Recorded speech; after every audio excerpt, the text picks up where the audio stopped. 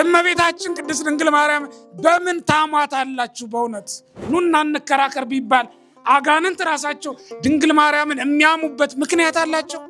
አንድ የከበረ ዘመድ ሲኖረን የምንመካ ሰዎች አይደለን? በዚያች ሴት ምክንያት አዳም ክብሩን አጥቷል። ከጌታ በኋላም ሌላ ልጅ አላት ብለው ደግሞ ተነሱ። ሞከሩ እኮ ከዮሴፍ ነው የጸነሰችው አሉ። ሰው እንኳን ቦታ ይመርጥ የለ እንዴ? ለመቆም ለመቀመጥ ለመኖር ቦታ ይመርጣል እኮ። እግዚአብሔር ወደ ምድር ወረደና ሰው ቢመርጥ ድንግል ማርያምን አገኘ።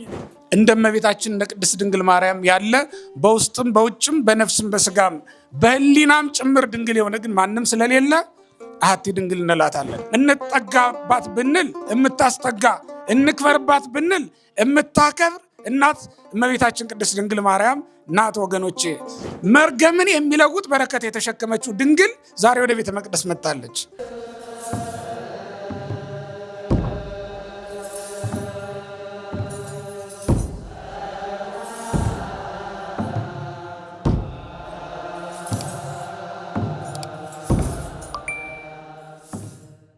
በአብ በወልድ በመንፈስ ቅዱስ ስም በስም በግብር በአካል ሶስት በባህሪ በህልውና አንድ አምላክ ብዬ አምኜ ረድኤተ እግዚአብሔርን አጋዥና ጥግ በማድረግ እጀምራለሁ።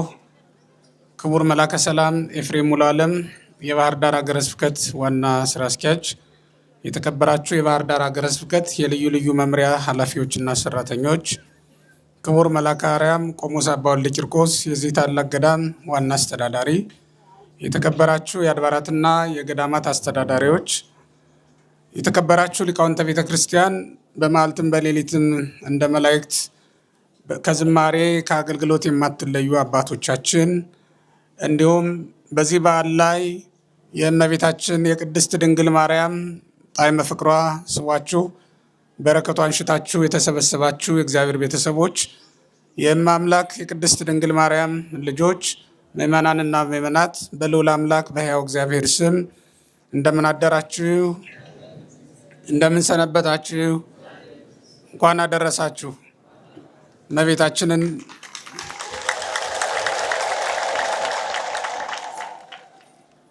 ከሰማይ በታች እንደ እመቤታችን ያለ ስጦታ በሰማይም በምድርም ላሉ ፍጥረታት ሁሉ ለማንም አልተሰጠምና እመቤታችን ቅድስት ድንግል ማርያምን ስጦታ አድርጎ የሰጠን እግዚአብሔር ስሙ ለዘላለም የተመሰገነ ይሁን። ወስማ ለይእቲ ድንግል ማርያም፣ የዚችም ድንግል ስሟ ማርያም ነው በሚል ርዕስ የዛሬውን ትምህርታችንን እንጀምራለን። የሉቃስ ወንጌል ምዕራፍ 1 ቁጥር 27 ላይ የሚገኝ ቃል ነው። እስኪ ሁላችሁም በሉት። የድንግሊቱም ስም በሉ ማርያም ነው። እስኪ በሉት ማርያም ነው። መልአኩ ቅዱስ ገብርኤል ወደ እሷ ተልኮ ከመጣ በኋላ ቅዱስ ሉቃስ የመልአኩን መምጣት ሲነግረን የድንግሊቱም ስም ማርያም እንደነበረ ገለጠልን። እዚህ ላይ የድንግሊቱም ስም ብሎ አጻፋውን የተናገረው በቀደመው ዘመን ከ700 ዓመት በፊት ኢሳይያስ እነሆ ድንግል በድንግልና ተጸንሳለች ብሎ የተናገረውን በማስታወስ ነው። ያኔ ነቢዩ ኢሳይያስ በድንግልና ጸንሳ በድንግልና ተወልዳለች ብሎ የተናገረላት የድንግሊቱ ስሟ ማን ነው? ማርያም ነው ብሎ ተናገረ። ሕዝቅኤል በተዘጋ ደጅ አምሳል የተመለከታትና የማይናወጥ የማይፈታ ማህተመ ድንግልናዋን ለመግለጥ ሳይከፍት ገብቶ የኃያላን አምላክ እግዚአብሔር ሳይከፍት ሲወጣ በራእይ የተመለከታት ያቺ የተዘጋችው ቤተ መቅደስ ማናት? እመቤታችን ቅድስት ድንግል ማርያም ናት። ያቺ ቤተ መቅደስ ያቺ ድንግል ስሟ ማን ነው? ማርያም ነው። ማርያም የሚለውን የእኛ ሊቃውንት በልዩ ልዩ ስያሜ በልዩ ልዩ ትርጓሜ መስጥረውታል። ሌሎቹ ሊቃውንትም በተለያየ መልክ በተለያየ ምስጢር መስጥረውታል። አባ ጀሮም የተባለ ሊቅ ማርያም ማለት በሶሪያ ቋንቋ እመቤት ማለት ነው ብሎ ይተረጉመዋል። ምን ማለት ነው? እመቤት ማለት ነው ብሎ ይተረጉመዋል። እመቤታችን ቅድስት ድንግል ማርያም። ሌላው ሊቅ ደግሞ ከብሉይ ኪዳኗ ማርያም ኦሪት ዘጸአት ምዕራፍ 2 ላይ ካለችው ማርያም ከሙሴ እህት ማርያም ጋር አነጻጽሮ ማርያም ማለት የባህር እመቤት የባህር ብርሃን ማለት ነው ብሎ ተርጉሞታል። ብርሃንን የተሞላች ማለት ነው ይላል ቆርኔሌዎስ የሚባል ሊቅ ደግሞ ይህን ሲተረጉመው ማለት ነው። ስለዚህ ክርስቲያኖች እመቤታችን ቅድስት ድንግል ማርያም ለፍጥረት ሁሉ እመቤት ሆና የተሰጠችና ለአምላክ እናትነት የተመረጠች ናት። ይህችም ስሟ ማርያም ተብላ የተጠራችው በቀደመው ዘመን እስራኤልን ነፃ ባወጣ ጊዜ ሙሴ ሴቶችን ትመራ የነበረችው ማርያም ትባል የነበረችው ሴት ናት። መሲሁን ለእስራኤል መሲሃቸው የመጀመሪያው መሲህ ሙሴ ነው። እስራኤልን ከጥፋት የሚያድናቸውን መሲህ ሙሴን ጠብቃ ከሞት ያተረፈችው በባህር ውስጥ ገብታ ተጠብቀው የነበረችው ማርያም ትባል የነበረችው የሙሴ እህት ናት። በኋላም ሙሴ ሕዝቡን እየመራ በነበረ ጊዜ ወንዶቹን ሙሴ ይመራል፣ ሴቶቹን ደግሞ ማርያም ትመራ ነበር። ከበሮ ይዛ በሕዝቡ መካከል ትዘምር እንደነበረም በኦሪት ዘጸአት ምዕራፍ 15 ላይ ታሪኳ ተጽፎ እንመለከታለን ማለት ነው። እመቤታችን ቅድስት ድንግል ማርያም አዳኛችንን መሲሐችን ኢየሱስ ክርስቶስን በክብር ወደ ዓለም ሲመጣ የተቀበለችውና ዲያብሎስ በሄሮድስ አድሮ ሊገድለው በፈለገ ጊዜ መሲሁን ይዛ የተሰደደችና ከሞት ለማራቅ መሲሁን ለማዳን ትተጋ የነበረችው እመቤታችን ቅድስት ድንግል ማርያም ናት። ሙሴን የጠበቀችውም ማርያም ናት። ኢየሱስ ክርስቶስን የጠበቀችውም ማርያም ናት። ስማቸውን እንዲህ አገናኝና ትርጓሜያቸውንም የባህር እመቤት ማለት ነው ብሎ አመሰጠረው ማለት ነው ሊቁ። እመቤታችን ቅድስት ድንግል ማርያምን የባህር እመቤት ብሎ የተናገረው እመቤታችን ቅድስት ድንግል ማርያም ባህር ናት ይላል ሊቁ። ባህር መባሏም ምንጮች ሁሉ የሚሰበሰቡባትና ወንዞች ሁሉ ፈሰው የሚገቡባት ስለሆነች ነው ባህር የተባለችው ይላል። እመቤታችን ቅድስት ድንግል ማርያም እንደ ወንዝ ሁሉ መላእክትም ጻድቃንም ሰማዕታትም የሚጠጉባትና የሚማጸኑባት ናት። ለጻድቃንም ለመላእክትም ለሰማዕታትም ለሐዋርያትም ለደናግልም ለመነኮሳትም የተሰጠው ጸጋ በጠቅላላ ለእመቤታችን ለቅድስት ድንግል ማርያም ተሰጥቷታል ማለት ነው። እንደ መላእክት ንጽሕት ናት። እንደ ሰማዕታት በመከራ የተፈተነች ታጋሽ ናት። እንደ ባህታውያንም መናኝ ከዓለም የራቀች ናት እመቤታችን ቅድስት ድንግል ማርያም። እንደ ሐዋርያትም ክርስቶስን ይዛ ዓለም እስኪያልቅ ድረስ በእግሯ የተሰደደች በምድር ዳርቻ ሁሉ የተጓዘች እሷ እመቤታችን ቅድስት ድንግል ማርያም ናት። ስለዚህም ነው ሊቁ ምን ይላል? የእነዚህ ሁሉ ቅዱሳን ጸጋ ፈሶ የሚገኘው ተጠራቅሞ የሚገኘው እመቤታችን ቅድስት ድንግል ማርያም ውስጥ ስለሆነ ነው ይላል። ባህር ብሎ የጠራት ከዚህ የተነሳ ነው። በእርግጥም እመቤታችን ቅድስት ድንግል ማርያም የጸጋ ሁሉ መፍሰሻ የተድላ የደስታ መገኛ ናት። እማምላክ ቅድስት ድንግል ማርያም ስሟ ሲጠራ መላእክት ደስ ይላቸዋል ይላል። ስሟ ሲጠራ አጋንንት ደግሞ ይከፋቸዋል፣ ይደነግጣሉ። መላእክት ደስ የሚላቸው አጋንንት ደግሞ የሚከፋቸው የማን ስም ሲጠራ ነው? እስኪ ጠሯት ሁላችሁም። የድንግሊቱም ስም ማን ነበረ? ማርያም ነበረ። ማርያም ነው። መልአኩ ቅዱስ ገብርኤል ተልኮ ሊያበስራት የመጣው ስሟ ማርያም ትባል ወደ ነበረችው ናዝሬት ገሊላ አውራጃ ውስጥ ናዝሬት ከተማ ከምትገኘው ከአንዲት ድንግል ዘንድ ነው የመጣው ማለት ነው። እንደ መላእክት ባለ ድንግልና መጠርጠር የሌለበት ንጽህና ቅድስናን ይዛ የተገኘች እሷ ብቻ ስለሆነች አሐቲ ድንግል እንላታለን። ምን እንላታለን? አሐቲ ድንግል እንላታለን። ቢጤ የላትም ማለት ነው። ክርስቲያኖች ሰማይ እንኳን በፊቱ ንጹህ አይደለም ይላል ኢዮብ። በእግዚአብሔር ፊት ሰማይስ ንጹህ ነኝ ቢል እንዴት ሊሆን ይችላል? እንኳን ምድር። እመቤታችን ቅድስት ድንግል ማርያም ግን በእግዚአብሔር ፊት ምንድናት? የነጻች ናት። እስኪ ተመልከቱት። በእውነት እንደ ውሃ የጠራች ግን ደግሞ ከምድር የተገኘች አይገርማችሁም? ከሰማይ ከመጡ ከመላእክት ይልቅ ጽነት ያልተገኘባት የኃጢአት ምልክት የማይታይባት እመቤታችን ቅድስት ድንግል ማርያም ናት። ወርቅን በአፈር ውስጥ ቢቀብሩት እንዴት ይዝጋል? ብረትን እንኳን በአፈር ውስጥ ቀብረውት ከአፈሩ ላይም ቢያስቀምጡት በክብርም ቢያኖሩት መዛጉየት ይቀራል። እመቤታችን ቅድስት ድንግል ማርያም እንደ ወርቅ የጠራች ስለነበረች በአዳም ልጆች በረከሰው በአዳም ገላ ውስጥ የተገኘች የነበረች ብትሆንም እንኳን ንጽህናዋ ቅድስናዋ በአክናፈ መንፈስ ቅዱስ የተጠበቀላት ንጽሕት ነበረች ማለት ነው። እንተ በአማን ራቁ ደመና የሚላት ቅዱስ ያሬድም በዜማ ይወስደዋል፣ ያመሰግናታል።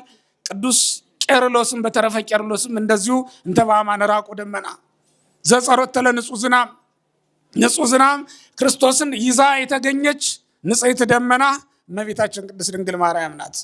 ይህች ንጽሕት ድንግል ናት እንግዲህ ዛሬ ለእግዚአብሔር ትሰጥ ዘንድ በእናትና በአባቷ እቅፍ ሆና ወደ ቤተ እግዚአብሔር የመጣችው ይህች ንጽሕት ድንግል ናት። አንዲት ድንግል ተብላ የተጠራችው በወንጌል የተመዘገበችው እሷ ብቻ ናት። በወንጌል ውስጥ የተመዘገቡ ብዙ ደናግል ስላሉ ነው ክርስቲያኖች አሐቲ ድንግል ብሎ ለይቶ የተናገራት እመቤታችን ቅድስት ድንግል ማርያምን። በብሉይ ኪዳን እነ ኤልያስም እኮ ደናግል ናቸው። እነ ዮሐንስም በድንግልና ጸንተው የኖሩ ናቸው። ሌሎችም አይታጡም። በሌሎችም መጻሕፍት በጣም ብዙ ደናግል በቤተ ክርስቲያን ውስጥ አሉ። እንደ እመቤታችን እንደ ቅድስት ድንግል ማርያም ያለ በውስጥም በውጭም በነፍስም በስጋም በሕሊናም ጭምር ድንግል የሆነ ግን ማንም ስለሌለ አሐቲ ድንግል እንላታለን። ምን እንላታለን? አሐቲ ድንግል ብለን እንጠራታለን ማለት ነው። አሐቲ ድንግል መዝገቡ ለቃል የምንላት እመቤታችን ቅድስት ድንግል ማርያም ነው። ይህችን ንጽሕት ዛሬ ሐናና ኢያቄም ወደ ቤተ መቅደስ ይዘዋት መጡ ማለት ነው። በቤተ መቅደስ ያሉ ካህናት ደንግጠዋል። የሰው መባ ተቀብለው አያውቁምና ያውም ደግሞ ሴት ልጅ ለእግዚአብሔር ስጦታ ሆና ተሰጥታ አታውቅም ነበርና ደንግጠዋል። የወንድ ስጦታ ያውቃሉ። በመጽሐፈ ሳሙኤል ቀዳማዊ ምዕራፍ 1 ላይ የተመዘገበችው ሐና ስለቷ ሲፈጸምላት ሳሙኤልን አምጥታ ለእግዚአብሔር ስለት ነው የሰጠችው። በዚያ ላይ ታሪክ ተጽፏል። ወንድ ልጅ ለእግዚአብሔር ቤት ቢሰጥ ያገለግላል ብለው ነው። ሴት ልጅ ግን እንዲህ ተቀብለው አያውቁምና ድንጋጥ ሞልቷቸዋል። ካህናቱ ደንግጠዋል። በዚህ ምክንያት ተሰብስበው ይማከራሉ። አንዱ ሴት ናትና እንዴት አድርገው ያኖሯታል፣ ያስጨንቃቸዋል። ሌላው ደግሞ ምግቧን እንዴት እናደርጋለን ብለው እንዲሁ ይጨነቃሉ። በዚህ ሁሉ ሲጨነቁ እግዚአብሔር መፍትሄውን አመጣ። ሴትነቷም በሴት የተጎዳውን ዓለም በሴት ለማዳን እንደሆነ አላወቁምና ለዚህ ነው መጨነቃቸው። ይህ ዓለም የተጎዳው የወደቀው በሴት ነበር። ትርዳህ ተብሎ በተሰጠችው በዚያች ሴት ምክንያት አዳም ክብሩን አጥቷል። ዛሬ ግን ትርዳህ ተብለው የተሰጠችው እመቤታችን ቅድስት ድንግል ማርያም ለአዳም መታለታለችና ይህች ለዚያችኛዋ ሴት ሙላት ልትሆን የመጣች ናት። መርገሟን በበረከት ልትለውጥላት። በእውነት እሷን ባነሳን ጊዜ ሁሉ በሰማይ መላእክትን በምድር ደግሞ እኛን ደስ የሚለን ለምን መሰላችሁ? የሔዋን መርገም በድንግል ማርያም በረከት ስለተለወጠ እኮ ነው። የሔዋንን መርገም የድንግል ማርያም በረከት ለውጦታል፣ ሸፍኖታል። ስለዚህም መርገምን የሚለውጥ በረከት የተሸከመችው ድንግል ዛሬ ወደ ቤተ መቅደስ መጣለች። የብሉይ ኪዳኑ ቤተ መቅደስ ምንም እንኳን የሐዲስ ኪዳን ቤተ መቅደስ ከሆነችው ከእሷ ጋር በክብር የማይነጻጸር ቢሆንም እግዚአብሔር በመቅደሱ ሊያሳድጋት ስለፈለገ ከእናትና ከአባቷ ከኢያቄምና ከሐና የሚቀበልበት ቀን ደርሷል ዛሬ ማለት ነው። ጊዜው ሲደርስ በሐና ማኅፀን አስቀመጣት። ጊዜው ሲደርስ ደግሞ በ3 ዓመቷ ከሐናና ከኢያቄም ሊቀበላት እግዚአብሔር ዛሬ ወደ ቤተ መቅደስ ይዘዋት መጡ ማለት ነው። ኢያቄምና ሐና ይዘዋት ሲመጡ ከኋላዋ መላእክት እያጀቧት እየዘመሩላት ይመጡ ነበረ። በሐና ቤት በነበረችበትም ጊዜ በእናቷ እቅፍ በነበረችበትም ጊዜ መልአክ ከእናቷ እቅፍ እየሰወረ ይወስድባት ነበር ይላል። በዚህ ምክንያት እንዲያውም ሐና ብዙ ቀን አልቅሳለች፣ ደንግጣለች። መልአኩ በክንፎቹ ጋርዶ ዝማሬውን ያሰማት ስለነበረ ከሐና ተሰወረባት ነበር። በዚህ ምክንያት ሐና ምን ወሰዳት እያለች ትደነግጥ ነበር። 3 ዓመት ሙሉ በሐና እቅፍ ሳለች መላእክት አልተለዩአትም። 3 ዓመት በሐናና በኢያቄም እቅፍ በነበረችበት ጊዜ ያልተለዩአት መላእክት ዛሬ ወደ ቤተ መቅደስ ስትመጣ አጅበዋት ደስ እያላቸው እየዘመሩላት ነበር የሚሄዱ። በእኛ ሀገር ጽዋ የሚጠጡ ሰዎች ተሰብስበው ጽዋ ይዘው ሲሄዱ ታያላቸው አይደል? እያጀቡ የቤተክርስቲያን ጥላ ይዘው እየዘመሩ ይሄዳሉ አይደል? የሚስሙ አሉ ጽዋ። እሱ እንኳን ዝም ብሎ ነው እንዲያው ያው ቀጣጥለው ጨማምረውበት ነው የሆነ ሆኖ እያጎጁ ይሄዳሉ። ዛሬም ደግሞ ታቦት ይዘን በሜዳ እንወጣለን። የጥምቀት ታቦት ይዘን ስንወጣ እያጀብን እልል እያልን እየዘመርን እንሄዳለን። ታቦት እንዲሁ ዝም ብሎ አይሄድ። እመቤታችን ቅድስት ድንግል ማርያም ስትመጣ የመጣችው እኛ ታቦት ወደ ጥምቀተ ባሕር ይዘን እንደምንወርደው ባለ ድምቀት ነው የመጣችው። ለሰው የማይታይ ዝማሬ እየተዘመረላት፣ ለሰው የማይታዩ መላእክት እያገለገሏት ነበር ወደ ቤተ መቅደስ የመጣችው። ወደ ቤተ መቅደስ ስትመጣ ግን ካህናቱ ወዲያውኑ ፈጥነው አልተቀበሏትም።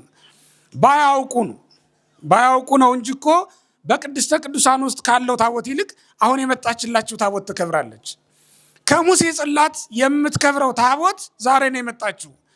አካላዊ ቃል ኢየሱስ ክርስቶስ ጽላት ሆኖ በውስጧ የሚቀመጥባት የሚያርፍባት አማናዊት ጽላት አሁን የመጣችው ናት።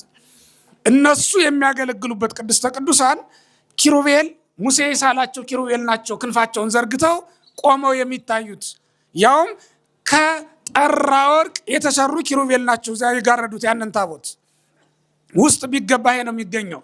እመቤታችን ቅድስት ድንግል ማርያም ግን ሙሴ የሳላቸው ኪሩቤል ሳይሆኑ እግዚአብሔር የፈጠራቸው ኪሩቤል ክንፋቸውን ዘርግተው የሚያመሰግኗት አማናዊት ታቦት ናት እመቤታችን ቅድስት ድንግል ማርያም። ከሙሴ ታቦት የምትበልጠው ታቦት ወደ ቅድስተ ቅዱሳኑ በመጣች ጊዜ ካህናቱ ፈጥነው አለመቀበላቸው ይገርማል። በእውነት ይህ ዓለም እኮ ሞኝ ነው፣ የሚጠቅመውን አያውቅም። በእውነት ክርስቲያኖች፣ እኛም የሚጠቅመንን ሳናውቅ እንዳንጎዳ እግዚአብሔር ይጠብቀን። በእርግጥ አናውቅም ብዙዎቻችን። የሚጠቅመን ቁርባኑ ነበር፣ እኛ ግን የምንሯሯጠው ለምድራዊው መብልና መጠጥ ነው። የሚጠቅመን ጸሎቱ ነበር፣ እኛ ግን የምናስቀድመው ወሬውን ነው። የሚጠቅመን አገልግሎቱ ነበር፣ እኛ ግን የምናስቀድመው ስርቆቱን ነው።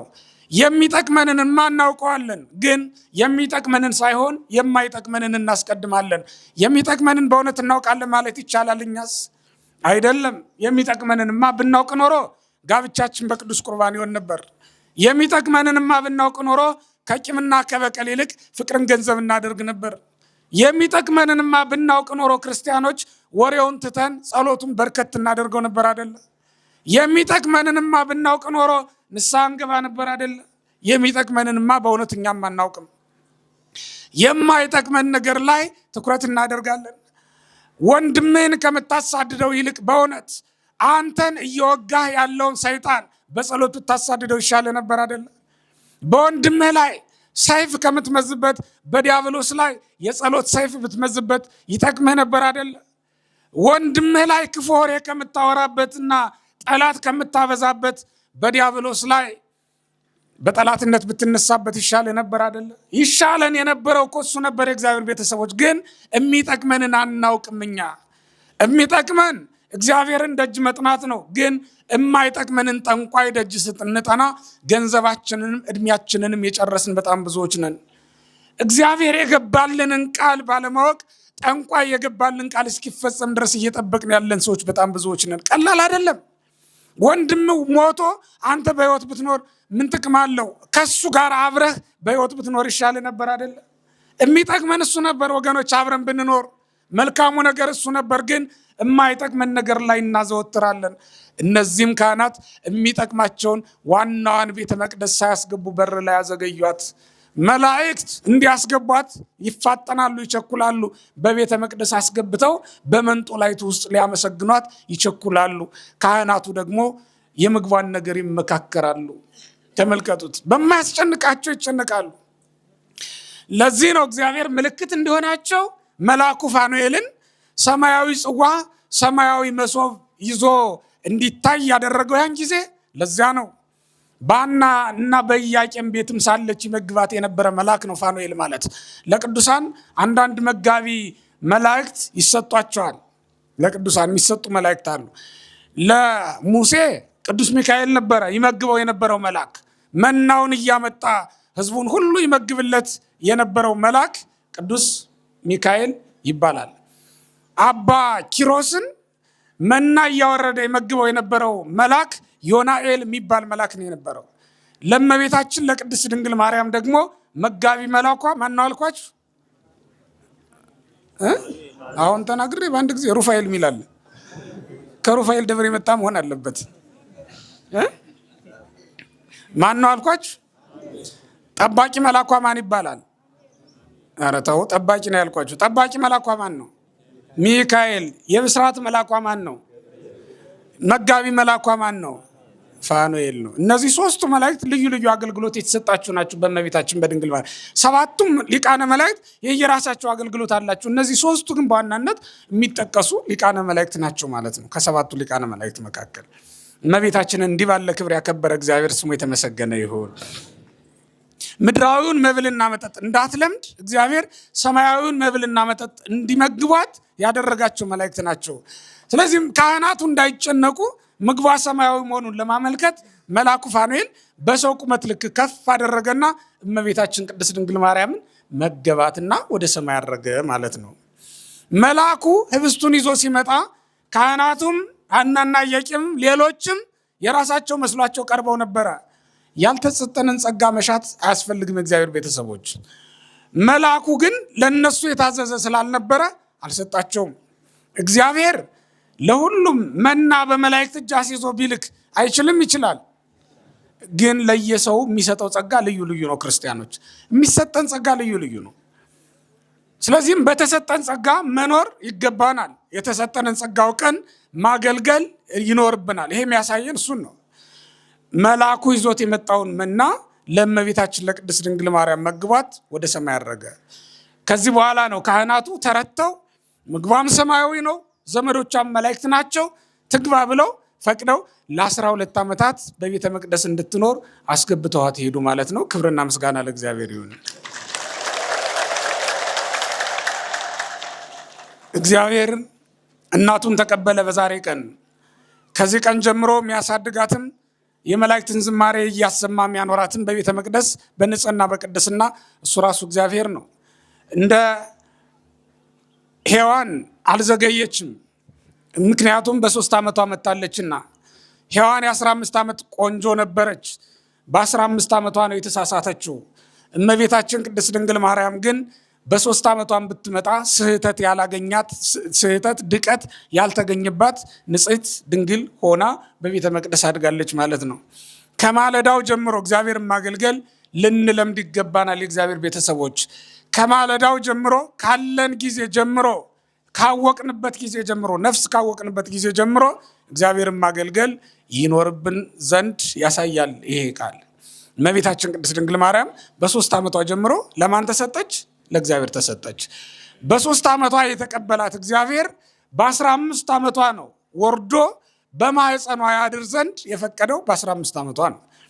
ከዚህ ቀን ጀምሮ እናቷም አባቷም እግዚአብሔር ነው። እናትና አባቷም ተመልሰው እንደጠየቋት መጽሐፍ አይነግረንም። የሳሙኤል እናት ሐና በዓመት አንድ ጊዜም ቢሆን እየመጣች ልብስ ታለብሰው ትጎበኘውም ነበር ይላል መጽሐፉ። የእመቤታችን የቅድስት ድንግል ማርያም እናት ሐና ግን ይህን አላደረገችም። ምክንያቱም እመቤታችን ቅድስት ድንግል ማርያም ልብሷም ሰማያዊ ነው፣ ምግቧም ሰማያዊ ነው። ለመላእክት ሰጥተዋታል። ከዚያ በኋላ ዘመዶቿም መላእክት ናቸው። አጠገቧ የሚገኙም ቅዱሳን መላእክት ናቸው። ሐዘን የለባትም እንጂ ሐዘን ቢገኝባትም እንኳን ሊያጽናኗት የሚችሉ ቅዱሳን መላእክት ናቸው። ሁልጊዜ በመላእክት ደስታ ደስ እያላት በቤተ መቅደስ የካህናቱን ምስጋናና አገልግሎት እየሰማች አደገች ማለት ነው። ቅድስት ድንግል ማርያም ከ12 ዓመት በኋላ ነው። 12 ዓመት በቤተ መቅደስ፣ 3 ዓመት በእናትና በአባቷ ቤት። ስንት ዓመት ሆናት? 15 ዓመት ሲሆናት ነው እንግዲህ አምላክ የሚወለድበት ጊዜ ሲደርስ ከቤተ መቅደስ እንድትወጣ የተደረገው። ከዛ በኋላ ምክንያቱም እሷ ራሷ ቤተ መቅደስ ሆናለች። ከዚያ በኋላ እሷ ራሷ ቤተ መቅደስ ስለሆነች በዚያኛው ቤተ መቅደስ አይወለድበትምና ባልመረጠው ስፍራ ላይ እንድትኖር ስላልፈለገ በዮሴፍ ጠባቂነት ማምላክ ቅድስት ድንግል ማርያም ወደ ዮሴፍ ቤት እንድትሄድና በዚያ እንድትኖር አደረገ እግዚአብሔር። በዚያውም አምላክን ጸንሳ በድንግልና ወለደችልን ማለት ነው። እንግዲህ የተወደዳችሁ የእግዚአብሔር ቤተሰቦች፣ እግዚአብሔር እመቤታችን ቅድስት ድንግል ማርያምን ለእናትነት መርጧታል። ለእናትነት የመረጣትን እሷን ደግሞ ለእኛ ጸጋ ሁና እንድትሰጠን አድርጓል። ፈቅዷል ማለት ነው። እሷ ፈቃዷ ከፈቃድ እግዚአብሔር ጋር የተስማማ ስለነበረ ስጋዋ ከስጋዋ ነፍሷም ከነፍሱ ጋር አንድ ሆኗል ማለት ነው። ከነፍሷ ነፍስን ከስጋዋ ደግሞ ስጋን ከፍሎ ከመወለዱ በፊት ፈቃዷ ከፈቃድ እግዚአብሔር ጋር የተዋሃደ ነበረ። እግዚአብሔር ቤተሰቦች፣ ያለ ፈቃድ እግዚአብሔር የማትኖር ንጽሕት ብላቴና ናት እመቤታችን ቅድስት ድንግል ማርያም። ፈቃዷ ከፈቃዱ ጋር አንድ በመሆኑ ምክንያት ስጋዋ ከስጋው ባህሪዋ ከባህሪው ጋር አንድ ሆኗል ማለት ነው። ስለዚህም አብ በሰማይ ያለ እናት የወለደውን ድንግል ማርያም በምድር ላይ ያለ አባት እንድትወልደው አድርጓታል ማለት ነው። ዛሬ እንግዲህ ክርስቲያኖች እግዚአብሔር ሰማያዊቷን ቤተ መቅደስ በምድራዊ ቤተ መቅደስ መካከል እንድናያት ያደረገበት ዕለት ነው ዛሬ። በዚያች ቤተ መቅደስ በምድራዊቷ ማለት ነው ኃጢአት ተሰርዮባታል። እስራኤል አዝነው የነበሩት ተጽናንተውባታል፣ ቢታመሙ ተፈውሰውባታል። ዛሬ ግን ሰማያዊት ቤተ መቅደስ እግዚአብሔር በመካከላችን ሰርቶልን እኛ ሁላችን በዙሪያዋ ሆነን በዙሪያዋ ከበን እንደ እናት እሷን ከበን እንፈወስባታለን። ሐዘን ቢደርስብን እንጽናናባታለን። ከአጋንንት በስተቀር በእውነት እመቤታችን እናት ያልሆነችው ማንም የለም። ከማን በቀር? ከአጋንንት በስተቀር እመቤታችን ቅድስት ድንግል ማርያም ለሁላችንም ምንድን ናት? እናት ናት። ሊቁ እንደተናገረው ብርሃን ብሎ ነውና ስሟን የተረጎመው እማ አምላክ ቅድስት ድንግል ማርያም የጎህ ብርሃን ናት። ልጇ ኢየሱስ ክርስቶስ የፀሐይ ብርሃን ይባላል። እመቤታችን ቅድስት ድንግል ማርያም ደግሞ የጎህ ብርሃን ትባላለች። እስመ ምጽአተ ጎህ ይሰብክ ምጽአተ ብርሃን አይደለም የሚለው። የጎህ መምጣት የብርሃንን መውጣት ያበስራል ተብሎ እንደተጻፈው ሁሉ እመቤታችን ቅድስት ድንግል ማርያም የአምላክ እርቅ ምልክት ናት። እንዲሁም ደግሞ አምላክ ወደኛ ለመምጣቱና ከኛ ጋር ለመዋሃዱ ከኛ ጋር ለመኖሩም ምልክታችን እመቤታችን ቅድስት ድንግል ማርያም ናት ማለት ነው። ወገኖቼ እሷን የያዘ ሁሉ ይጽናናባታል። እሷን የያዘ ሁሉ ቢራብ ይጠግብባታል።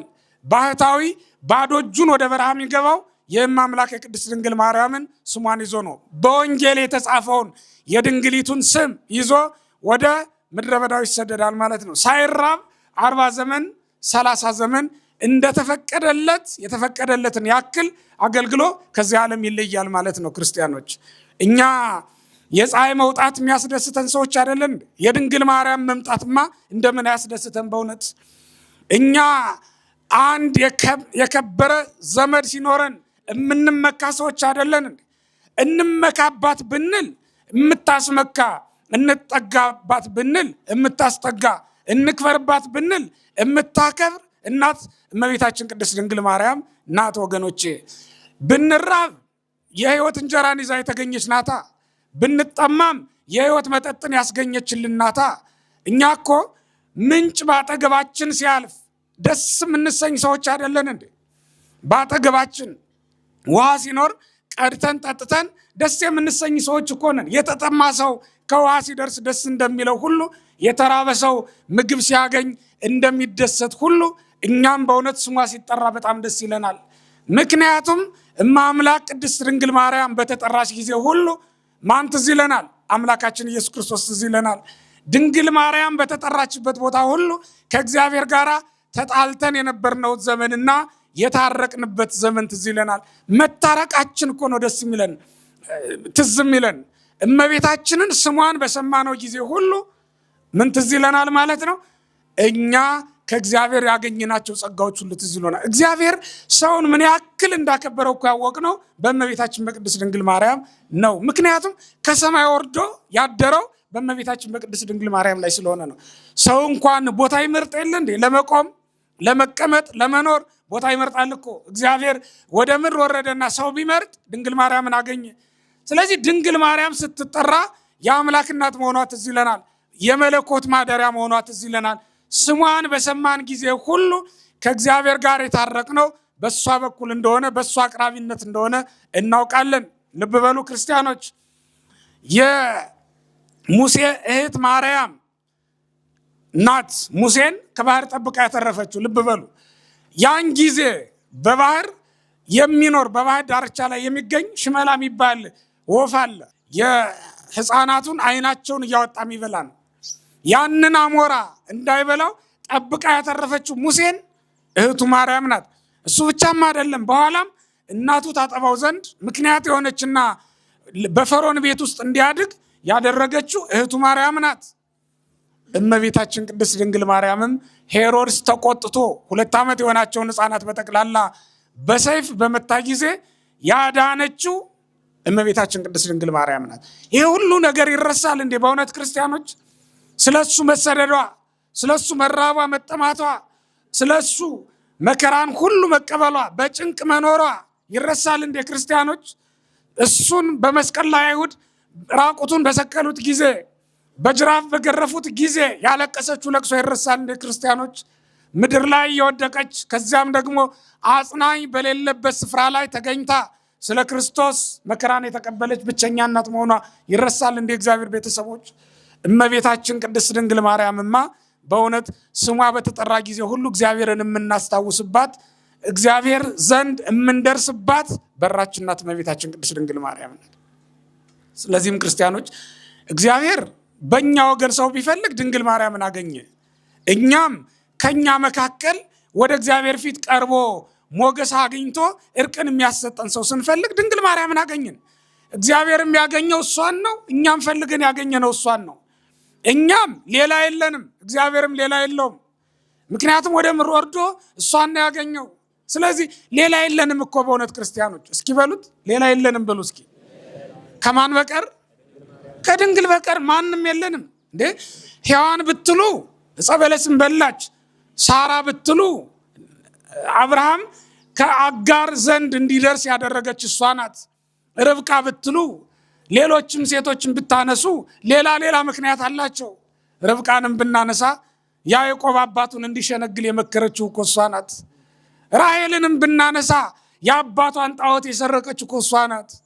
እመቤታችን ቅድስት ድንግል ማርያም በምን ታሟታላችሁ? በእውነት እንኳን ሰው በእውነት እንደው አለማወቅ ነው እንጂ አጋንንት ራሳቸው ኑና እንከራከር ቢባል አጋንንት ራሳቸው ድንግል ማርያምን የሚያሙበት ምክንያት አላቸው? የላቸውም። በምን ሊያሟት ይችላሉ? ሞከሩ እኮ። ከዮሴፍ ነው የጸነሰችው አሉ። መንፈስ ቅዱስ ግን በወንጌላውያን አደረና ሳይገናኙ ጸንሳ ተገኘች ብሎ መሰከረባቸው። ልብ በሉ ክርስቲያኖች። አጋንንት ጀምረው ነበረ እንዲሁም ቀጠሉ። እሷ ካለፈችም በኋላ ደግሞ ከ200 ዓመተ ምህረት በኋላ ደግሞ እንደገና ተነሱና ምን አሉ? ከጌታ በኋላም ሌላ ልጅ አላት ብለው ደግሞ ተነሱ። አሁንም ወንጌላዊ ምን አለ? እያይመራ እስከ መወለደት ወልደ ዘበኩራ አለ። የበኩር ልጇ ብሎ ጠራው። በኩራ ብሎ መጥራቱ አለ። ዮሐንስ አፈወርቅ ደግሞ ይህን ሲተረጉመው ቅዱስ ቄርሎስም በተረፈ ቄርሎስ ላይ ስለዚህ ይናገራል። በኩራ ወይም የበኩር ልጇ ተብሎ የተጠራበት ምክንያት ሌላ ተቀዳሚ ተከታይ የሌለው ማለት ነው ብሎ ገሰጻቸው፣ አሳፈራቸው ክርስቲያኖች። ስለዚህ ድንግል ማርያም በብዙ ነገር ተፈታተኗት፣ ምክንያት ግን አጡባት ክርስቲያኖች። በምን ያሟታል? በድንግልናዋ እንዳይጠረጥሯት ነቢያትም ድንግል ሆና ጸንሳ ድንግል ሆና እንደምትወልድ መሰከሩባቸው። ሐዋርያትም ዮሴፍ ሳለ ያለ ዮሴፍ አጋዥነት ሳይገናኙ ጸንሳ እንደተገኘች ተናገሩባቸው። መልአኩ ገብርኤል ከዚህ ሁሉ የሚበልጠው ምስክር ደግሞ ወንድ ሳላውቅ እንዴት ይሆናል ብላ በጠየቀችው ጊዜ ምን አላት? ያንቺ ጽንስ በመንፈስ ቅዱስ ነው አላት። መንፈስ ቅዱስ ምን ይላል? ያድርብሻል፣ የልዑል ኃይል ምን ይልሻል? ይጸልልሻል ብሎ ተናገራት። ተመልከቱ ክርስቲያኖች።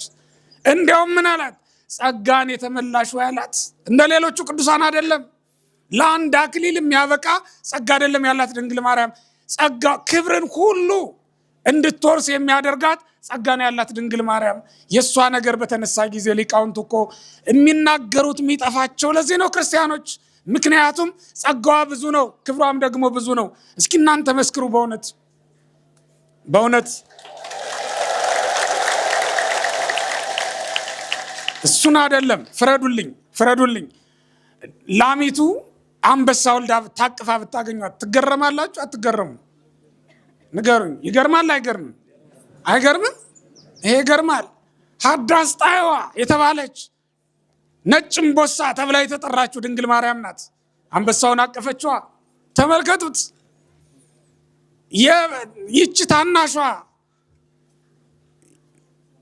ይህች ታናሿ ብላቴና እመቤታችን ቅድስት ድንግል ማርያም ጌታን አቀፈችው። ከእናንተ መካከል አንድ ሰው ፀሐይን በእጅ ያዛት ብሎ እግዚአብሔር ፀሐይን አምጥቶ በእጁ ቢሰጠው ይችላል? ንገሩ። ይችላል? እመቤታችን ቅድስት ድንግል ማርያም እኮ ፀሐይን በእጇ ይዛው የተገኘችው በቅፏ የታቀፈችው እኮ ፀሐይ ነው። እስኪ ተመልከቱት። በእውነት ከኛ መካከል እሳትን ያለ መያዝ የሚችል አለ? ድንግል ማርያም ግን ምድራዊውን እሳት አይደለም ሰማያዊውን እሳት፣ ይሄንንማ ውሃ ያጠፋዋል፣ ይሄንንማ በመያዣም ይይዙታል። ሰማያዊውን እሳት የመለኮትን እሳት ግን እመቤታችን ቅድስት ድንግል ማርያም ብቻዋን ያዘችው።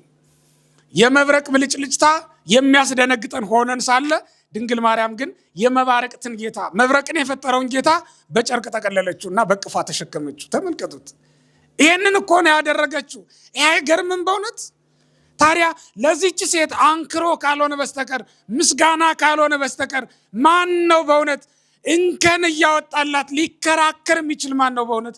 አጋንንት ራሳቸው ምክንያት ሊያበጁላት አይችሉም። ስለ ድንግል ማርያም ነውር አውጥተው መከራከር አይችሉም፣ እንኳን የሰው ልጅ በእውነት።